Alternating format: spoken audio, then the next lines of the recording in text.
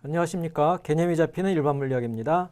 자, 이 시간은 40장 원자에 관해서 원자물리 내용인데요. 이제 갈수록 여러분들한테 외면받는 그런 내용이 되겠습니다. 어려워요. 어렵기 때문에 다 이게 파고들 수가 없어요. 그래서 40장에서도 이미 이제 우리가 39장에서 수소 원자에 대해서 슈레딩거 방정식을 적용한 예를 구경했잖아요. 여기도 대부분은 이제 구경하는 수준의 문제가 될 거예요. 근데 그 중에 몇 개 그래도 문제로 나오는 그 영역이 있으니까 그런 부분은 잘 암기를 해서 문제를 풀 수 있어야 됩니다. 자, 원자 물리입니다. 원자에 대해서. 그러니까 이제 그 앞장에서 우리가 그 전자가 갇혀 있을 때 양자와 얘기를 했고 그 예 중에서 수소 원자에 대해서 얘기를 했었죠. 예, 근데 이제 수소 원자 말고 일반적인 원자까지 확장을 하려고 그러는데 일반적인 원자는 수소보다 많이 복잡해요. 왜냐하면 핵하고 전자의 개수가 많아지기 때문에 이걸 다 일일이 풀기가 더 까다로워져요.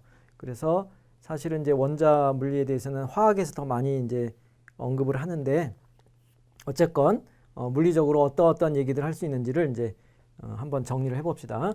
원자의 특징에 대해서는 이제 기본 성질이 원자는 안정적이죠. 예, 그러니까 안정적이라는 건 뭐냐면 계속 그 형태를 유지하고 있다는 거죠. 그러니까 불안정한 것을 예를 들면 불안정하면 그 형태가 사라지고 다른 형태로 바뀌거나 없어지거나 그런 거거든요. 근데 이제 안정한 알갱이들은 그 형태가 유지되니까 우리 주변에 원자 형태로 많이 관찰이 되겠죠. 그죠? 그래서 안정적이다. 그러니까 물질을 이루고 있는 그 기본 구조의 형태로 안정적인 구조를 갖고 있다 하는 거고요. 원자들은 서로 결합을 하죠. 그래서 물질을 구성하죠. 뭐 이온 결합이니 공유 결합이니 그런 식으로 해가지고 자기들끼리 결합해서 실제로 우리가 이제 일상생활에서 겪는 모든 물질들이 원자들로부터 구성이 된 거죠. 예, 기본 성질이 그렇게 되는 거고 이제 이 양자 물리로 들어갔을 때 이제 해석이 되는 그런 원자들의 성질을 이제 소개를 할 건데요. 이게 체계적이다 하는 거예요. 규칙이 있다 하는 것. 예, 그런 것들이 이제 그 주기율표나 주기율표도 되고 요거는 뭐냐면 이온화 에너지인데 이온화 에너지 같은 것들이 규칙적인 성질을 보여준다는 건데요. 이 수직열에 있는 원소들의 화학적, 그러니까 주기율표가 있으면 주기율표의 수직이 있죠, 수직. 예, 요 수직열에 해당하는 요 화학적인 성질들이 유사해요. 걔네들이 이제 수직으로 같다는 거죠. 그런 건데 그것이 이제 대표적인 것이 이온화 에너지로 표시한 거예요. 여기서는 뭐 이렇게 규칙성이 있구나 하는 것 정도 이해하면 되는데 수소에서 헬륨으로 갔다가 이제 리튬 해가지고 쭉 가서 네온이 있는 거고 헬륨, 네온 이게 이제 이온화 에너지가 큰 거죠. 큰 게 헬륨이 크고 네온이 크고 그다음에 또 떨어졌다가 다시 알곤 예, 그런 식으로 해서 그럼 이제 요 제일 작은 쪽 이온화가 잘 되는 이온화 에너지가 작으니까 조금만 에너지를 줘도 이온화가 되는 거죠.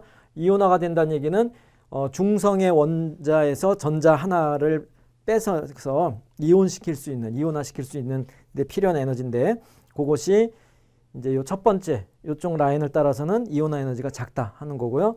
이쪽 라인을 따라서는 이온화 에너지가 크다 하는 그런 것이 규칙적인 성질을 갖고 있다 하는 거를 이제 그림으로 그려준 겁니다.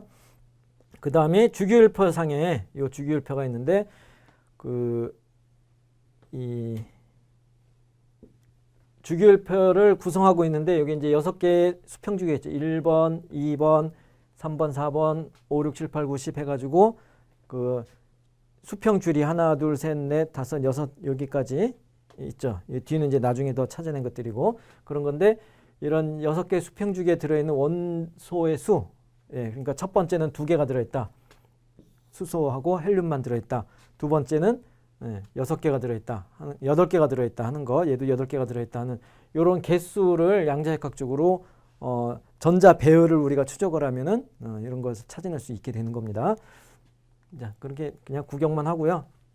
그 다음에 중요한 거, 물리적으로 중요한 거는 원자가 빛을 방출하거나 흡수한다 하는 거예요.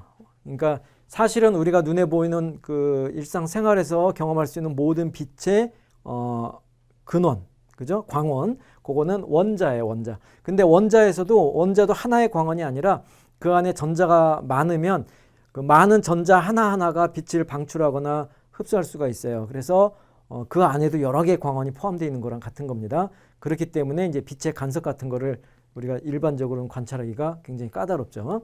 그렇게 되는데, 그러니까 원자 단위에서 빛을 방출하거나 흡수한다. 그렇게 이해하면 되는 거고, 요게 이제 특정 에너지를 갖는 불연속의 양자 상태로만 존재할 수 있기 때문에 그 양자 상태 사이의 에너지 차이만큼의 에너지를 갖는 포톤을 흡수하거나 방출한다가 되겠습니다. 이거 아주 기본적이지 자주 나오는 거죠. 예. 그 다음에 원자가 각운동량하고 자성을 지니는 건데, 요거는 조금 이제 약간 어렵게 들어가는 건데, 이 자성에 대해서는 앞에서 우리가 그 각운동량에 따른 궤도 각운동량에 따른 그 자기 모멘트를 공부를 했었잖아요. 이게 조금 어려웠지만은 고전적으로 그냥 이 각운동량에 관한 것은 우리가 고전적으로 접근이 됐었던 겁니다. 그래서 그 반자성체하고 관련된 얘기를 했었죠. 예. 근데 그게 양자역학적으로는 조금 더 어렵지만은 그런 그 성질이 있다 하는 정도는 기억을 하고 가야 됩니다. 그래서 이 원자가 각운동량이 있다 하는 건 뭐냐면 그 원자 핵 주변에 전자가 가만히 있질 않고 계속 돌면서 존재하게 되는 거죠. 이게 특정 원궤도를 따라 도는 건 아니고 이게 확률적으로 분포되어 있지만은 그래도 그 도는 그런 운동이 포함되어 있는 겁니다. 그래서 각운동량이 있는 거고, 그 다음에 전자가 돈다 그러면 전자가 전하를 띠고 있기 때문에 전하를 띈 알갱이가 움직이고 있으니까 전류가 흐르는 거고, 그 전류에 의한 자기장이 발생이 돼서 그 자기 모멘트가 생겨난다 하는 거죠. 그래서 자성을 띈다 하는 것은 알고 있어야 되는 거예요. 그런데 요것이 이제 이 각운동량이 양자화됐다 하는 게 이제 양자역학적으로 밝혀진 겁니다. 그렇다면은 자기장도 자기 쌍극자 모멘트도 양자화되더라 하는 겁니다. 그래서 전자의 각운동량하고 자기 쌍극자 모멘트는 서로 이제 반대 방향이라는 건데, 요거는 이제 전자의 전하량이 마이너스이기 때문에 마이너스 전하가 움직이는 것의 반대가 플러스 전하, 전류 방향이죠.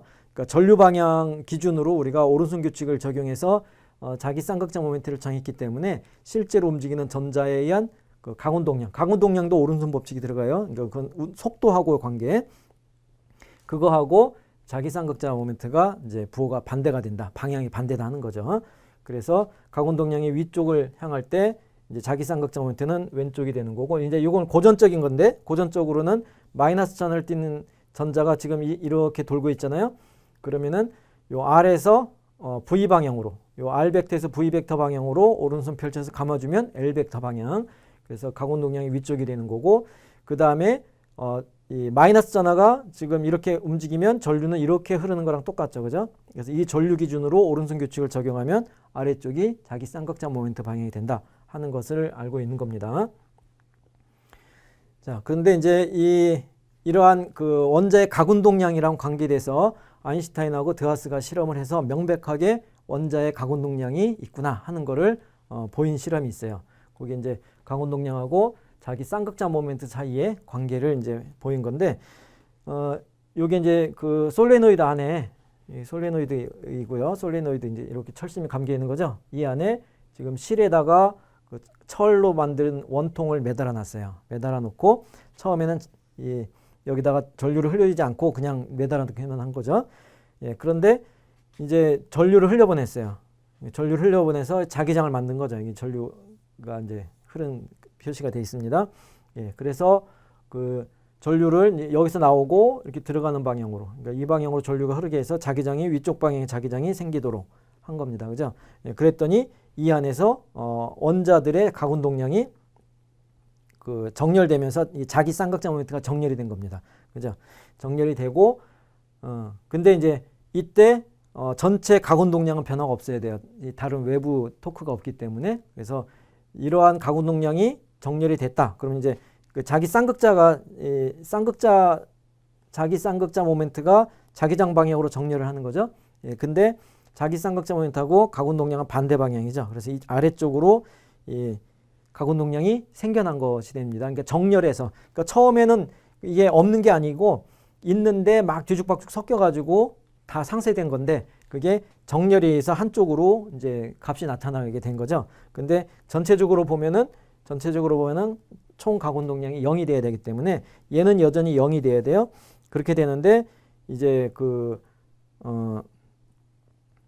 예, 이 내부 원통 내부에 알자 자기장이 정렬이 된 거고, 요거에 정렬이 되는데 전체가 0이 돼야 되니까 이제 원통 자체가 도는 게 돼요. 이 원통 자체가 요게. 그래서 이게 원통이 이렇게 돌아가는 그런 회전이 나타나는 것을 관찰했다는 거고, 이러한 그 회전이 등장하게 된 것이 알자 자기장, 이 내부에 있는 알자 그 자기장이 아니라 각운동량이 정렬에 의해서 알자가 생겨났기 때문에, 예, 그걸 상쇄하기 위해서 전체가 돌아야 된다 하는 거죠. 그래서 이런 식으로의 관계를 우리가 추적할 수 있다 하는 건데,